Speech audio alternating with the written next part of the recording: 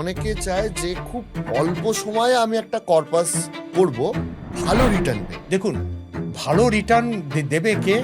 সে হচ্ছে ফান্ড দেবে। তাহলে সেই ফান্ডটা রিটার্ন যখন সে বেশি দিচ্ছে, অবভিয়াসলি তার রিস্ক বেশি হবে। এবার আপনার রিস্ক নেবার ক্ষমতাটা কতটা, সেটাকে কি আগে ক্যালকুলেট করেছেন? দেখুন, আপনি ফাইন্যান্সিয়ালের জগতের লোক, আপনি অনেক কিছু জানেন, আমাদের সব মাথার উপর দিয়ে বেরিয়ে যাচ্ছে। সো আমাদের একটা ইজি ওয়ে বলুন, যেটার মাধ্যমে আমি একটা বড় ওয়েলথ ক্রিয়েট করতে পারবো। তো আপনি যদি মাসে মাত্র 15,000 টাকা করে ইনভেস্ট করেন মাসে, তাহলে আপনার বছরে কর্পাস ক্রিয়েট হবে 8,46,12,274 টাকা।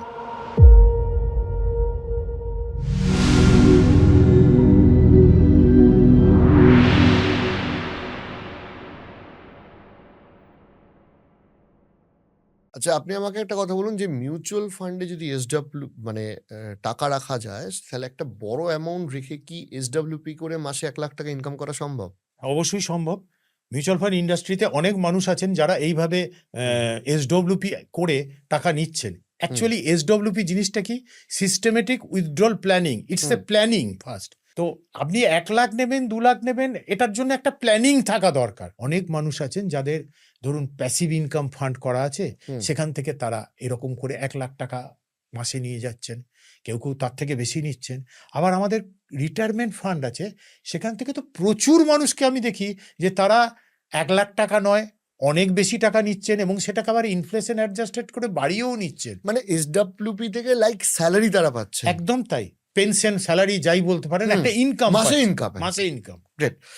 আর একটা জিনিস বলুন, যে অনেকে চায় যে খুব মানে আমি যেটা বলছিলাম, যে অল্প সময়ে আমি একটা কর্পাস করব, ভালো রিটার্ন বে। তো এইখানে কি আপনাদের কোনো এক্সট্রা প্ল্যানিং থাকে? ধরুন কেউ বললো যে আমার হাতে সময় কম, কিন্তু কর্পাস আমার চাই, একটু রিটার্নটাকে বাড়িয়ে নেওয়া সম্ভব? মানে অল্প সময়ে ভালো রিটার্ন যদি হয়, খুব ভালো কথা। তো দেখুন, ভালো রিটার্ন দেবে কে? সে হচ্ছে ফান্ড দেবে। খারাপ রিটার্ন, ভালো রিটার্ন ফান্ড দেবে। তো মিউচুয়াল ফান্ডে 1500-র ওপর ফান্ড আছে। তাহলে আগে আমাকে কি করতে হবে? ওই 1500 ফান্ডের মধ্যে, দেখুন ওই 1500 ফান্ডের মধ্যে কিছু ফান্ড আছে ভালো রিটার্ন দিচ্ছে, কিছু ফান্ড আছে ভবিষ্যতে ভালো রিটার্ন দেবে। তাহলে আগে আমাকে ওই ফান্ডের মধ্যে, 1500 ফান্ডের মধ্যে কে বিরাট আলফা জেনারেট করতে পারে, সেটা আমাকে আগে চুজ করতে হবে। তাহলে তার জন্য বিভিন্ন মেট্রিক্স আছে, সেগুলোকে আমাকে আগে একটু পড়াশোনা করতে হবে। সিলেকশন অফ মিউচুয়াল ফান্ডটা আগে খুব থেকে বড় কথা। এবার দেখুন, যে ফান্ডটা আলফা বেশি দেবে, আলফা মানে রিটার্ন বেশি দেবে, তাহলে সেই ফান্ডটা রিটার্ন যখন সে বেশি দিচ্ছে, অবভিয়াসলি তার রিস্ক বেশি হবে।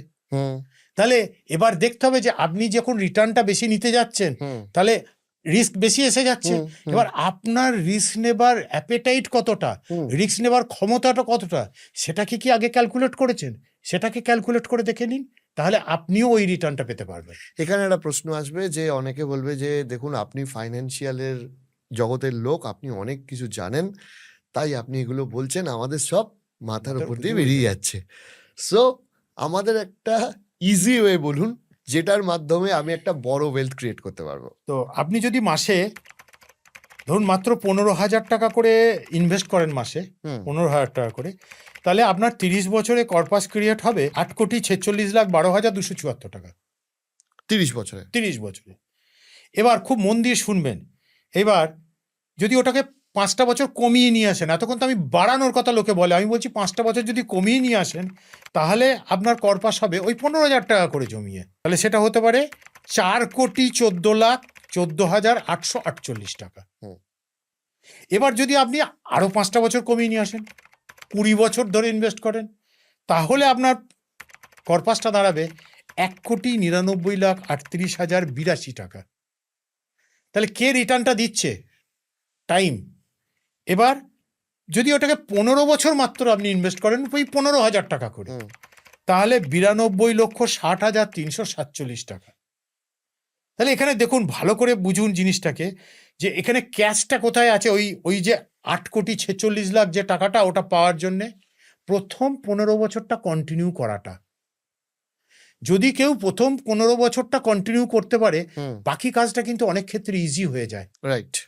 এবার আরেকটা প্রশ্ন হচ্ছে, যে আপনার সাথে কথা হলো যে আর্লি রিটায়ারমেন্ট নিয়ে, এবার সমস্যা হচ্ছে অনেকের ধরুন 40 বছর বয়স হয়ে গেছে, হুম কিন্তু রিটায়ারমেন্টের জন্য কোনো টাকা তার জমানো হয়নি। হুম সেক্ষেত্রে তিনি কিভাবে এখন শুরু করবেন যদি তার দেরিতেই শুরু করা হয়? কারণ আপনি তো টাইম বাই করার কথা বললেন, যা চলে গেছে সে তো আর ফিরে পাবে না এখন। 40 বছর বয়স হয়ে গেছে, তিনি এখন শুরু করবেন। তো তিনি যদি ধরুন 1015 টাকা করে ইনভেস্ট করছেন, হুম তাহলে 40,000 বছর হয়ে গেছে, তাহলে এখন তিনি যদি ইনভেস্ট করেন তাহলে কিভাবে করবেন? তা যদি ধরুন 20 বছর তো রয়েছে তার কাছে এখনো, তাহলে উনি যদি এই 15,000 টাকা করেই এই 20টা বছরের জন্য উনি ইনভেস্ট করেন, তাহলে কত হতে পারে সেটা দেখা যেতে পারে। এবার যদি উনি তো যেহেতু আগে থেকে কোনো ইনভেস্ট করেননি, একটা কাজ তো উনি করতে পারেন যে উনি 15,000 টাকা করেই ইনভেস্ট করুন, খুব বেশি টাকা নয়, কিন্তু প্রত্যেক মাসে সেটাকে 10% করে ইনক্রিজ করে দিন। মানে বছরে হ্যাঁ, প্রত্যেক বছর বছরে ইনভেস্টমেন্টটা প্রত্যেক বছরে বছরে হ্যাঁ, মানে এবছর মাসে, যদি 15,000 হয় তাহলে পরের বছরে 10% করে প্রত্যেক বছর ইনক্রিজ 16,500। একদম এরকম করে তিনি ইনক্রিজ করে দিন, তাহলে তার 20 বছরে হতে পারে 3 কোটি টাকা। তাহলে একজন 40 বছরের ব্যক্তি তিনি করতে পারেননি বলে তার আফসোস কিন্তু থাকার কথা নয়। এটাকে বলে টেকনিক্যালি সম্ভবত স্টেপ আপ এসআইপি, হ্যাঁ, তাই তো? এটাকে বলে স্টেপ আপ এসআইপি, এই ইনক্রিমেন্ট করাটাকে। এবার তার যে 3 কোটি টাকা হলো, হুম, তিনি রিটায়ার করবেন বলেছিলেন আপনি, তো এবার তিনি ওখান থেকে অনায়াসে 1 লাখ টাকা করে তো নিতেই পারেন, এবং তাতে তার ইনকামটাও বাড়বে, কর্পাসটাও গ্রো করবে, আর একটা ইনকাম সোর্স হয়ে যাচ্ছে। রাইট। আর ফাইনাল কথা আপনি ছোট করে বলুন, কারণ আপনি অনেকটা ব্যাখ্যা করে আমাদের বলেছেন, কিন্তু আমি আপনাকে জিস্ট জানতে চাইছি। রিটায়ারমেন্টের সময় একজন মানুষের আলটিমেটলি কোন কোন টপ 4-5টা পয়েন্ট মনে রাখা উচিত? প্রথম, তিনি যখন রিটায়ার করবেন তার আগে দেখা উচিত যে তার একটা প্রপার এমার্জেন্সি ফান্ড আছে তো, হুম তার একটা প্রপার অ্যাডিকুয়েট হেলথ ইন্স্যুরেন্স আছে তো। হুম 3 নম্বর পয়েন্ট হচ্ছে যে তিনি যে কর্পাসটা নিয়ে রিটায়ার করেছেন, হুম সেই কর্পাসটাকে খুব যত্ন করে রেগুলারাইজ মনিটর করা হচ্ছে তো। হুম 4 নম্বর হচ্ছে যে তার দেখা উচিত যে তার অবর্তমানে তার স্পাউস এই পোর্টফোলিওটাকে কিভাবে হ্যান্ডেল করবে তার কোনো ব্যবস্থা করা আছে। হুম তিনি যার কাছে ইনভেস্ট করেছেন তিনি একা ব্যক্তি নন তো, হুম তার একটা পুরো টিম আছে, কারণ এনাদের লংজিভিটি কত বছর সেটা তো জানা নেই।